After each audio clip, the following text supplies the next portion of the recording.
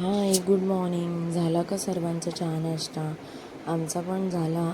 स्वराजला आता स्माइली खायचं आहे, तर तो म्हणतो मम्मा मला स्माइली करून दे. तर मी आता बनवायला घेते स्माइली. मी ब्लिंकिटवरून हे पॅकेट मागवलं.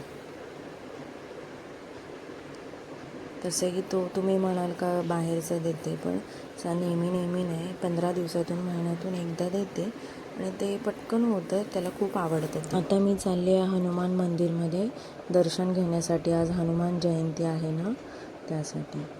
आमच्या एरियामध्ये नवीन हनुमानचं मंदिर उभं केलं आहे आणि त्याचा आज